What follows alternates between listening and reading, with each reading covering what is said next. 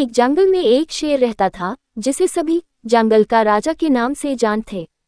वो बहुत हाय समझदार और ज्ञानी था।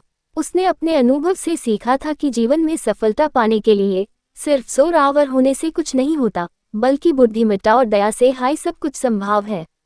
राजा ने अपने जंगल के सभी जानवरों को एकजुट किया और उन्हें शिक्षा देना शुरू किया। उसने सबसे पहले उन्हें साफ सफाई का महत्व बताया। उसने बताया कि जंगल को साफ रखना हम सबकी जिम्मेदारी है ताकि हम सभी स्वस्थ रह सकें। फिर राजा ने उन्हें सहयोग और दोस्ती का महत्व बताया।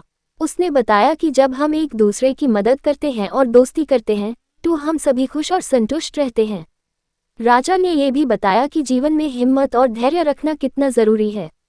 उसने बताया कि जब हम किसी मुश्किल का सामना करते हैं तो हमें घबराना नहीं चाहिए, बल्कि हमें धैर्य रखकर उसका सामना करना चाहिए।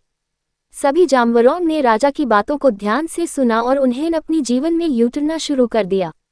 उन्होंने अपने जंगल को साफ रखना शुरू किया, एक दूसरे की मदद करना शुरू किया और हिम्मत और धैर्य रखकर अपने जीवन की मुश्किलों का सामना करना शुरू किया। जंगल में एक नया युग आया जहां सभी जानवरों ने एक दूसरे के साथ मिलकर रहना सीख लिया। उन्होंने अपने जीवन को सफल और सुख में बना लिया। राजा ने अपने अनुभव से सीखा था कि सच्ची शक्ति दया और ज्ञान में होती है, न कि केवल जोरावर में। उसने अपने जंगल के सभी जानवरों को ये ज्ञान दिया और उन्हें सफलता की ओर बढ़ाया।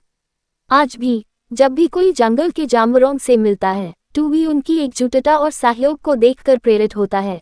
राजा की शिक्षा ने उन्हें एक नया जीवन दिया है जहां सभी एक दूसरे के साथ मिलकर रहते हैं और अपने जीवन को सफल और सुखमय बनाते हैं।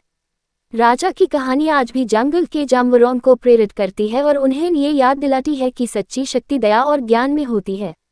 उन्होंने अपने जीवन में किंग की शिक्षा को अपनाया है और अपने जंगल को एक सुखमय और सफल स्थान बनाया है। इस तरह राजा की कहानी हमें ये सिखाती है कि जीवन में सफलता पाने के लिए हमें सिर्फ जोरावर होने से कुछ नहीं होता, बल्कि बुद्धिमत्ता और दया से हाय सब कुछ संभव है।